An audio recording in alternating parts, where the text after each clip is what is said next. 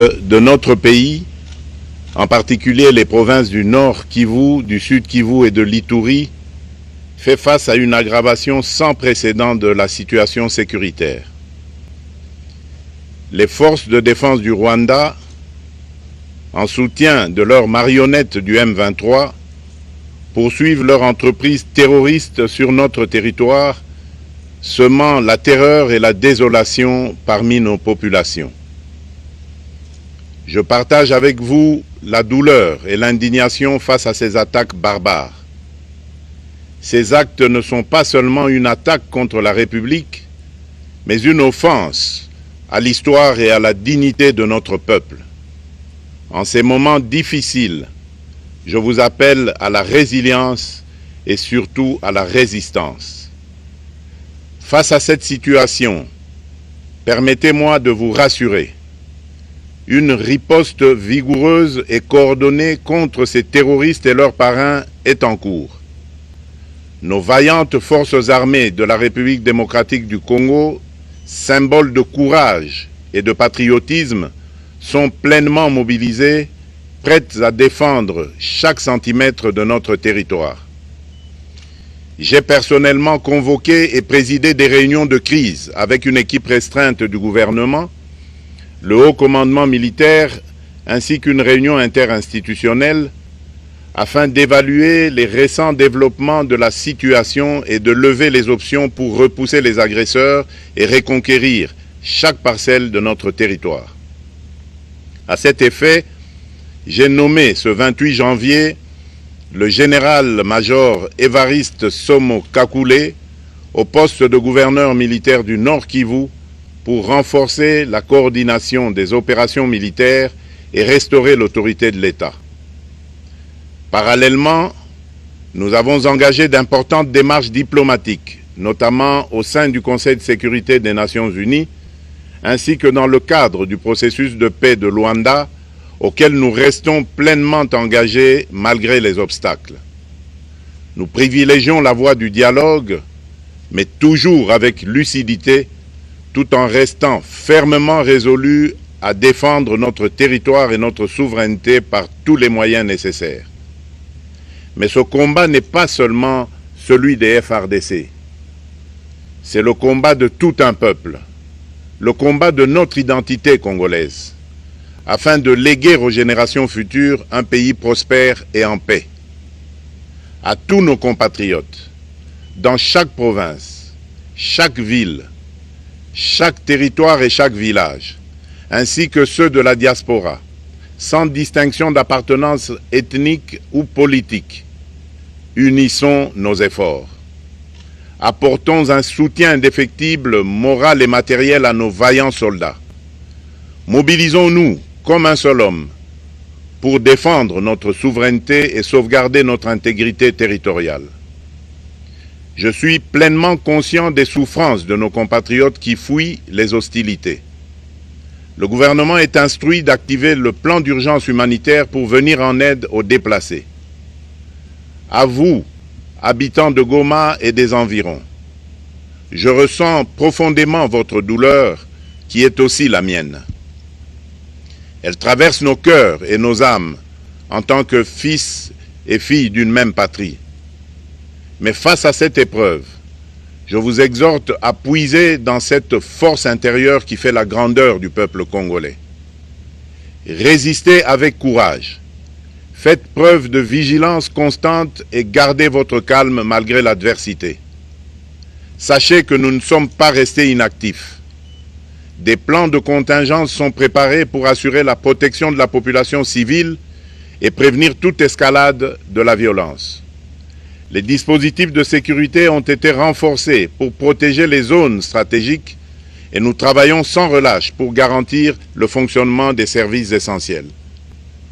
Je tiens à rendre un hommage solennel à tous ceux qui ont payé le prix ultime dans cette lutte pour notre dignité et notre souveraineté.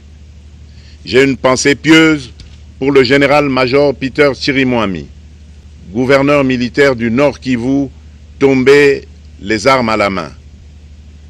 Je m'incline avec respect devant la mémoire de tous nos militaires et de tous les Wazalendo tombés sur le champ d'honneur. Je pense aussi aux soldats de la mission de la communauté de développement d'Afrique australe, la SAMI DRC, qui combattent à nos côtés, aux casques bleus de la MONUSCO, qui ont sacrifié leur vie pour la paix, ainsi qu'aux innombrables civils victimes de la barbarie ennemie. Leur courage et leur sacrifice ne seront jamais oubliés. Et nous portons leur flambeau avec la ferme détermination d'achever leur noble combat. Je voudrais ici interpeller directement la communauté internationale et l'Union africaine. Le Rwanda continue de violer ouvertement et sans scrupule les principes fondamentaux de la Charte des Nations Unies ainsi que les accords régionaux. Pire, ces agissements se déroulent dans une impunité totale et ce, avec un mépris manifeste des règles internationales et des valeurs que ces institutions sont censées défendre. Cette attitude arrogante, qui ne cherche même plus à masquer ses forfaits, est une provocation inacceptable à l'égard de notre souveraineté et de la stabilité régionale. La présence de milliers de soldats rwandais sur notre sol, leur soutien politique, logistique et militaire à leur pantin du M23, ainsi que leur implication dans l'exploitation illégale de nos ressources naturelles, nous conduisent tout droit à une escalade aux conséquences imprévisibles, mettant en danger toute la région des Grands Lacs. Votre silence et votre inaction face à la barbarie du régime de Kigali et aux atrocités perpétrées par ses supplétifs sur notre territoire constituent un affront non seulement à la République démocratique du Congo, mais également aux valeurs universelles de justice et de paix. Le peuple congolais prend acte de cette passivité qui frôle la complicité. Soyez sûrs d'une chose, la République démocratique du Congo ne se laissera pas humilier ni écraser. Nous nous battrons et nous triompherons. Congolaises et Congolais, l'heure est certainement grave, mais notre détermination est encore plus inébranlable. Ce moment critique nous offre l'opportunité de montrer au monde ce qui fait notre force, c'est-à-dire notre unité sans laquelle tous nos efforts seraient vains. Je vous appelle à être vigilants, mais à ne pas céder à la haine, aux divisions ou à la violence. Je condamne avec la plus grande fermeté les actes de vandalisme et de pillage qui ont visé certaines missions diplomatiques accréditées en République démocratique du Congo, ainsi que des intérêts privés dans la ville de Kinshasa. Ces comportements irresponsables dénaturent l'expression saine de notre colère face à l'agression barbare nous imposée et jettent une ombre sur les manifestations pacifiques de soutien à nos vaillantes forces armées qui luttent avec courage et abnégation pour défendre notre souveraineté. Notre engagement doit rester ferme et discipliné. Nous gagnerons cette guerre par notre unité, notre courage et notre sens de responsabilité, et non par la violence aveugle et par l'anarchie. Cette victoire ne sera possible que si chaque Congolais, où qu'il soit, prend toute la mesure du combat qui est le nôtre. J'appelle donc la nation entière, hommes et femmes, jeunes et vieux, acteurs politiques, opérateurs économiques, membres de la société civile, confessions religieuses, artistes et sportifs à se mobiliser, à faire bloc derrière nos vaillantes forces armées et à contribuer chacun à son niveau à l'effort de guerre. J'ai instruit le gouvernement de mettre en place des mesures rigoureuses de réduction du train de vie des institutions et de leurs animateurs afin que les ressources ainsi économisées soient directement réorientées vers le soutien à nos forces armées. Dans cet effort national, j'en appelle également à la responsabilité du secteur privé, qui est invité à contribuer activement à cette cause commune. Nos soldats se battent avec héroïsme pour la défense de notre intégrité territoriale et de notre souveraineté. Ils ont besoin de notre soutien total, qu'il soit moral, matérielle ou logistique. À la jeunesse congolaise, pilier et espoir de notre nation, je vous exhorte à répondre massivement à l'appel de la patrie.